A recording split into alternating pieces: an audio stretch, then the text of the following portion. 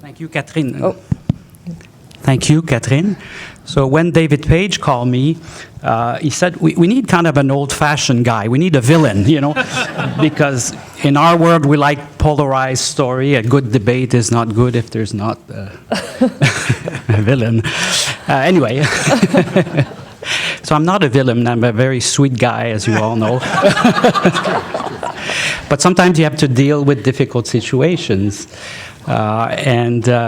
So I'm very proud to say emicizumab is available for our inhibitor patients in Quebec. So Quebec is not all bad, but it's true that it's been difficult to convince our payer, our government, and our. Not that Hemo-Quebec is not on board with us, but the system has been, making cost a very big issue. As a physician treating adults, I must say that I have never had the pangs of feeling very morally or ethically uncomfortable with being able to treat my patients in an optimal way without easy access to extended half-life treatment. But I do recognize that in children, not being a pediatric treater, the issues are very different. Most of my adult patients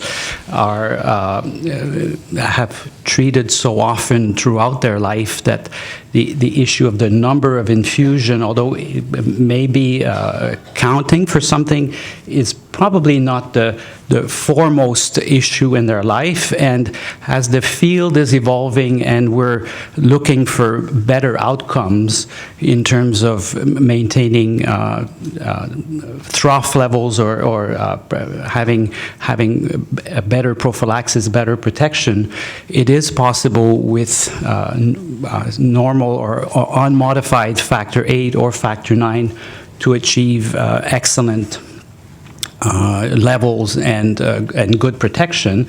You may have to be creative in terms of your dosing. You may have to use modern tools such as PK to individualize the treatment very much. That's when we discuss with the patients, we say, and I have to admit it's not my choice to not be able to offer easily an extended half-life product, but there may be ways around that. And for physicians who have, and even patients who have grown in the area where you used to think, well, 1 unit is $1, or 1,000 unit is $1,000, and there was a self-restraint in the part of treating physicians and patients in using a very expensive product in an ethically way. Right now, as the cost has come down significantly, I think we have liberalized our use, and we are able to achieve much better levels than we were before. We heard an excellent talk this morning by Dr. Poon on daily prophylaxis and how that provides excellent treatment. We have experience from managing complex surgeries where we'll sometimes need to maintain levels above 50% for several weeks, and we'll put in sometimes a PICC line in an adult who has to go home and needs to infuse twice a day for several weeks, even though he may be an experienced hemophilia patient, someone who's having, for instance, elbow surgery. So if I want to be provocative, if factor VIII cost a few cents a unit, why not have our adult patients with a PICC line infused twice a day and maintain levels at 100%, with a very good device? So in the equation, you have many things. So you have the cost of the product, the infusion method, and you have the new technology. So I think I'm hoping not to be the villain here and say that in Quebec we have I think been able to treat our patients, we hope, in an optimal way despite some of these limitations. Thank you, Catherine. Thank you. So now we have microphones. Do we have questions? No questions. I'm sure there's at least one question. Thank you. We need one to start.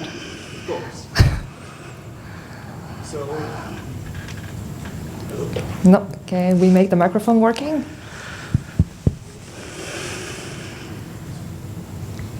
Is there anything he needs to do to make it work? Why don't you come just here? Hey? Everybody. Come. Yes, absolutely.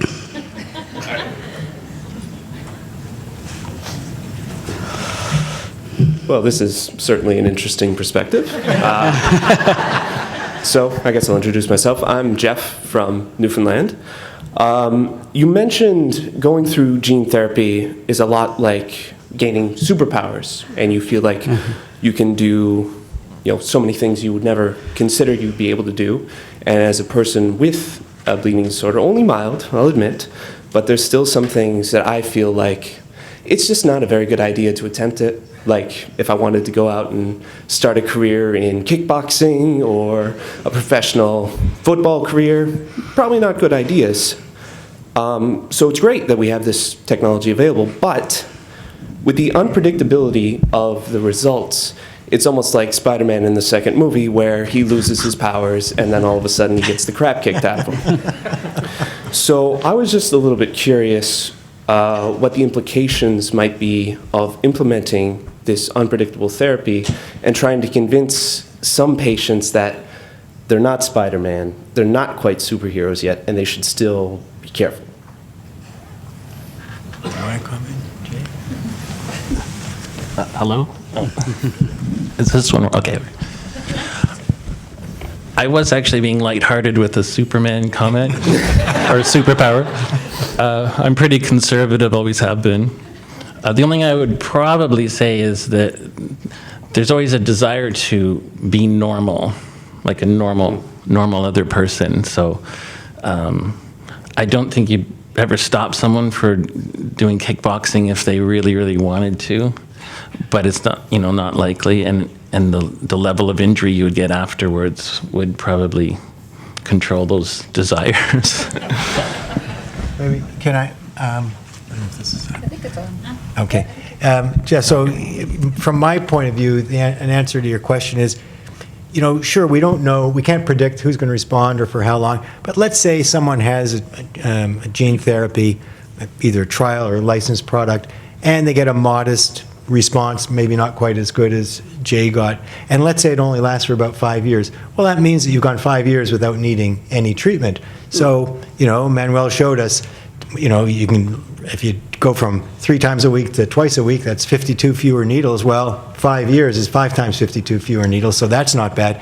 And even if it doesn't work or if it doesn't last that long, by that time there will be other therapies. Maybe you'll have a subcutaneous replacement therapy. Maybe there'll be a different mode of gene therapy that you will be eligible for. So it may not, in other words, any treatment you get, you may not consider that to be the last straw. That may not be the last treatment you ever get, but the longer you can wait for the next great new technology, the better off you are. Absolutely. I suppose I'll sit down.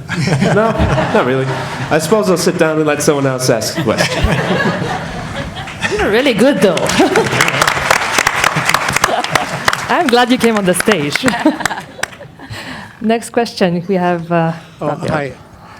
John, sorry to put you on the spot again, but one of the things I was interested in the fact is that you were doing on-demand infusions, and you kind of jumped from on-demand right to gene therapy. I noticed, because, the extended half-life factor 9, from my perspective, was a huge improvement. Is there a reason why you didn't go into the extended half-life 9? Like, why didn't you go in between, or you just went straight from kind of the bare bones on-demand to gene therapy?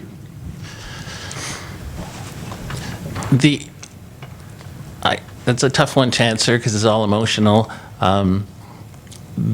The extended life wasn't available in 2016. I think it came a year or two, but I knew it was coming very soon, and I was super excited because to me, getting a half-life over a week would I know for me personally would stop a lot of my injuries where I tended to treat and then probably stop treating before I should have. Just taking 2 treatments and figure I'm okay. Whereas it seemed like for me it takes longer to heal than 4 days, maybe a week. I can only say I'm a techie at heart, and gene therapy was where it's at for me. I think that that is it. The opportunity came up, and I mentioned the 2014. That was a very low point because you're over 50, you've been treating yourself, and the next thing you know, you're in the hospital for 10 days. I was fed up with. I'm just sick of it. Fed up with it, and that was. In some ways, I'm not afraid of novel technologies, so that's it. Kind of really emotional, and that's what I decided to do. Thanks. I just add in, we've had patients on extended half-life factor 9 for almost 7 years, and they're doing great, but still there's this emotional wish to be cured of this condition. And even some of these patients are still asking, when I turn 18 and I go to see Dr. Teitel, do you think I'll be able to go through gene therapy? And I'm surprised by that because they are doing so well. But there is this emotional need in many patients to just not have this disease. Yes. Hi, this is on.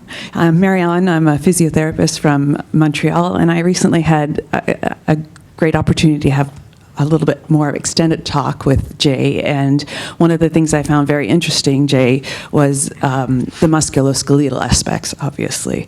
And I'm wondering if you could just tell us a little bit more about sort of the stiffness that you no longer experience, because I think as the physios in the room are all their ears perked up because we associate that with the longer the permanent damage to your joint, not with acute bleeding. But I just want them to benefit from what you told me about that. Okay, I'll try to remember what I said. You're on the spot. Right? No, I have one really, really bad ankle for probably 30 years. So I haven't been able to run in 30 years. So I typically just live through the pain with that. And if historically, if I sit for long extended periods of time or stand for extended periods of time or walk on sand, snow, or grass, that kind of has always thrown my ankle into like about 3 or 4 days of like a lot of pain. So what I've noticed since the treatment, and I'm just one person, so it's anecdotal, but I've noticed if I do walk on sand, snow, or grass, it'll hurt more for the next few hours, but then by the next day, it's pretty much back to its steady state. And again, sitting in airplanes or movie theaters like 3 hours without moving, and usually it's getting up and walking is a chore for several steps until I just call it getting worked in or whatever, where the pain will kind of fade away.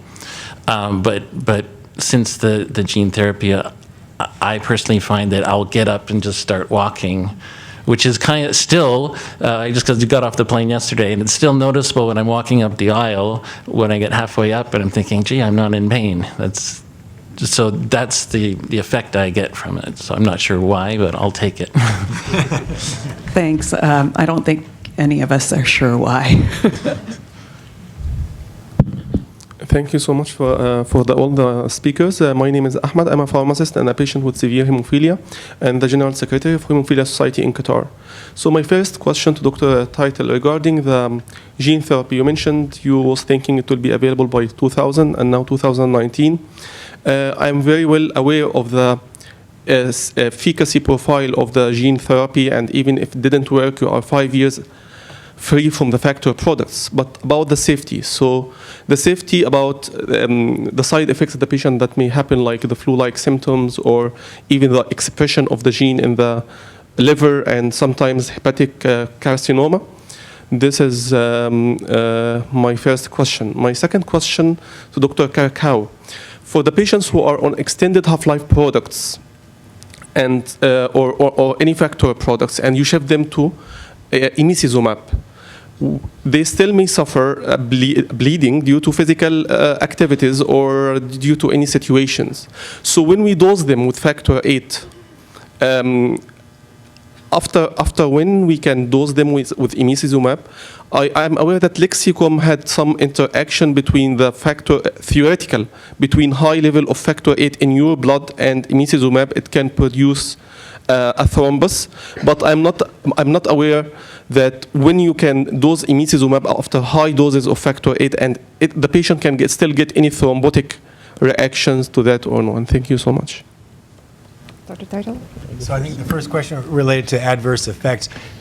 In the published trials, there have not been any short-term, immediate adverse infusion reactions or anything, not in any of the published trials to date.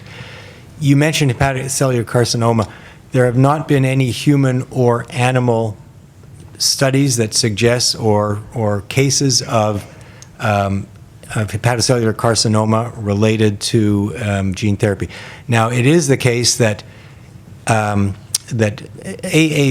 genomes have been seen in spontaneous hepatocellular carcinomas in small animals, but that doesn't mean it's causative. The genome has been there, but there has not been any human or preclinical studies suggesting that these vectors have contributed to either hepatocellular carcinoma or any other malignancy.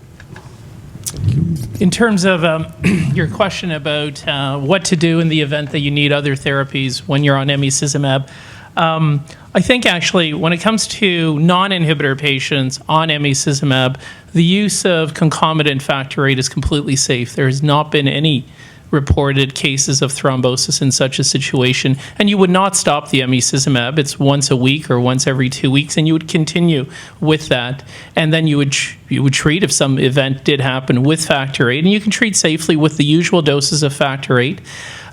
You are correct that with bypassing agents, there have been issues if you treat, particularly if you treat with with activated prothrombin complex concentrates. Again, you wouldn't stop emicizumab, because if you did, then and you stopped it for you would have to stop it for a couple months before it would actually lose all of its effect anyway, and then it would take you some time to regain its effect. So in general, if you're on emicizumab, you're never going to stop emicizumab because there's no point in stopping it, and then you would use something else as needed. So my question, when you give due to overthrow bleeding, breakthrough bleeding, high doses of factor 8, like 40 units or 35 units per kg, and then in the first few hours your levels very high, and your next dose of imicizumab, the prophylaxis should be in the next 24 or 48 hours, you still are safe to give it? Yeah, absolutely. Mm-hmm. You know, there's absolutely no problem with the combination. Factor VIII will displace emicizumab, so if you give 40 or 50 units per kilo of factor VIII, you can just disregard the emicizumab, pretend it's not even there, because it's not doing anything in that type of situation. There is so much factor VIII that it overpowers the emicizumab, so completely safe to do. So yeah, you would not change the emicizumab schedule. Thank you so much. Yeah. Hi, my name is Mathieu Jackson from Montreal. I'm with the Canadian Hemophilia Society, and I'm also a patient of Dr. Saint-Louis there. My question was for you, doctor. I understand I think I very well understand your point about looking really at clinical outcomes in terms of percentages and cost versus effect approach. However, I wonder, is there not a risk regarding payers and regarding the system of a certain level of complacency, like I think we've seen in the recent years in terms of getting access to the new therapies in Quebec and in Canada? There has been, I think, a certain level of complacency, because if you look at other Western countries, they've had access to emicizumab and other alternative therapies much earlier than us.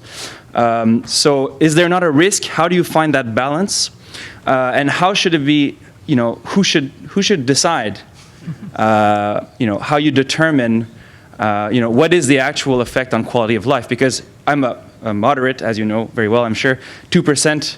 So normally I'm not severe, yet I can say that hemophilia has had a huge impact on my life. I had to change careers, I had to change trajectories, I had many, many, many bleeds because of non-compliance, etc. So I think that if I had access to, for example, extended half-life, maybe I would have not had to do this, change career, I would maybe almost never have a bleed. So how do you find that balance? So I'm glad I'm usually not the person making the final decision on these things. And for those of you who are physicians in the room, you know that we have a CanMed obligation to be advocate for our patients. And we certainly in Quebec, just like everyone else, are very much advocating for access to all treatments for our patients. I don't think there's been complacency there from a lobbying point of view. The physician group, together with the Quebec chapter, have tried to change this state of affair. At the same time, we are. Live within a society that has rules, and it's not necessarily in our power to change some of the rules. We just can keep applying for changes. I think there's also a lesson in the pharmaceutical industry that, as we know, the tender process has had good and bad aspects, and as the companies, so we've had, for instance, very innovative treatment in Quebec. The Octapharma product, Nuvik, was considered a very advanced and innovative product, and we've had good access to that product. So it's a question of the deciders, the political deciders do make decisions on behalf of the larger group. I think it's the role of the patient together with the physicians, because we do have an advocating role. So we never, we never say complacently, okay, that's fine, or it's not our job to minimize cost. Our job is to optimize outcomes. And I think with the tools we have, we try to do that. But it's true that it's been very frustrating for us as well. Yes. Thank you. Hello, I'm Julia. I'm a physiotherapist in Calgary. I just wanted to say thank you to Jay and Leanne for sharing your stories. It's very brave of you, and it really is impactful for us as healthcare workers to hear our patients' experience. I've met Jace, and I'm thrilled that he's doing so well, so congratulations. It's amazing. My question is something that Shannon mentioned in her talk about future directions regarding mild patients. And I've actually had one of my mild patients ask me about access to emicizumab because he's not on prophylaxis, but he bleeds quite a bit. He has significant bleeds requiring hospitalization. And for him and his mom, they've heard about emicizumab and they're keen about it because they feel that this could really enhance his quality of life. And so I guess my question is, look into your crystal ball. Do you think this is ever going to be an opportunity for some of our high bleeding phenotype patients with mild hemophilia? Thanks, Julia. Thank you. I've certainly had patients approach me as well with that same question, given the burden of bleeding. And of course, we have no clinical trial data because those patients weren't enrolled. And I'm not really aware of any small cohorts that have looked. And of course, there's kind of two things that I think about. One is the mild phenotype who bleeds a lot more than you'd think based on their factor VIII level and whether they have a chromogenic discrepancy to really provide a better explanation. And, in those cases, sometimes we learn that they're actually moderate and need to adjust our lens. But in the case that that's not present, with the binding of emicizumab being competitive with even endogenous factor VIII or exogenous factor VIII, I think there's going to be kind of a point at which it wouldn't benefit the patient with mild hemophilia, depending on how you measure the factor VIII. So probably, if I had to use my crystal ball, I would say, the most severe in the mild category, so patients with an endogenous level of, from the moderate range, probably up to 10 to 15% maybe, might. But again, how are we going to justify using that kind of thing and, with the lens that payers have of volume and not considering patient outcomes, like chronic pain and functional status and social functioning, all that stuff. We're going to need to measure those in order to be able to justify it, I think. Victor Blanchette, Toronto. I just want to say something about the outcome measures. And so the presentations were excellent, but a couple of times it was said, the vote on bleeding was to choose bleeding over a level. And I would actually caution that, because if you listen to John, you started out, as I understand, with 1%. You're now up to 40%. That 1% left you with an ankle that really, the story you told was pretty burdensome.